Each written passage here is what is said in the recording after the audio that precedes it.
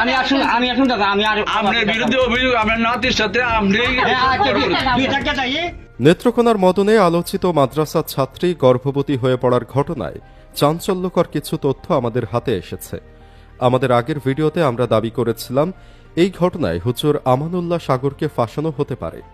আর হুজুরকে ফাঁসাতে যে ব্যক্তি কলকাঠি নেড়েছেন তিনি ডাক্তার সাইমা। বিশেষ করে তিনি যেভাবে কোনো ধরনের তদন্ত ছাড়াই হুজুরের বিরুদ্ধে কথা বলা শুরু করেন তাতে কিছুটা হলেও অনুমান করা যাচ্ছিল ভেতরে অন্য কোনো কাহিনী থাকতে পারে। এবার 2 দিনের মাথায় জানা গেল ওই ডাক্তার এখন লাপাত্তা, নিজের চেম্বার বন্ধ, কারো ফোনও ধরছেন না। এই ঘটনা নতুন করে প্রশ্ন তুলেছে, তবে কি অন্য কারো অপকর্মের দায় চাপানো হচ্ছে আমানুল্লাহ সাগরের ওপর? তারপরে সে আমাকে বলল, ম্যাডাম আমার পেটটা ভার লাগে, কি জানি লড়ে।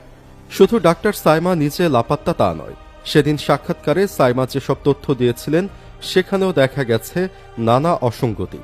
ডাক্তার সাইমা দাবি করেন মেয়েটির বয়স নাকি 11 বছর, কিন্তু বাংলা এডিশন দাবি করেছে তাদের হাতে মেয়েটির যে জন্ম সনদ এসেছে তাতে তার বয়স 15।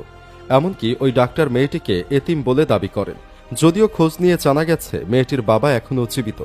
অনেকের দাবি ওই ডাক্তার মেয়েটির বয়স কম উল্লেখ করে এবং তাকে এতিম হিসেবে পরিচয় করিয়ে দিয়ে মানুষের সহানুভূতি আদায়ের চেষ্টা করেছেন।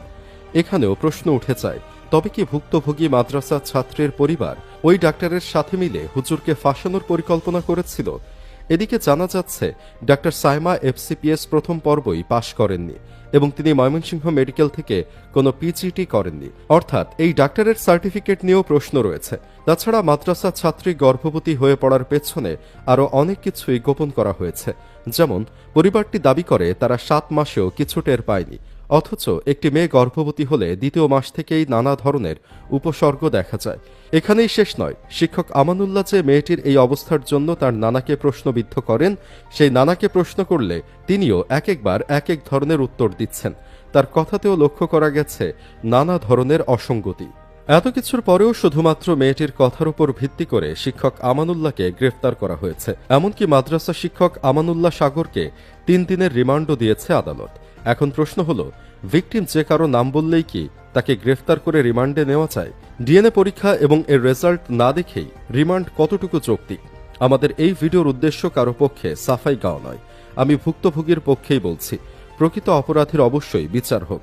অনেকেই বলতে পারেন যে হুজুর পলাতক ছিলেন কেন? ভিকটিম নিজেই জবানবন্দি দিয়েছে, তারপরও কেন প্রমাণ লাগবে? আমরা হুজুগে বাঙালি, হুজুগে মব সৃষ্টির মতো যে কোনো ঘটনা ঘটিয়ে দিতে পারি, তাই হয়তো ভয়ে লুকিয়েছিলেন। আর মেয়েটিও হয়তো কারো প্ররোচনায় হুজুরের নাম বলতে পারে।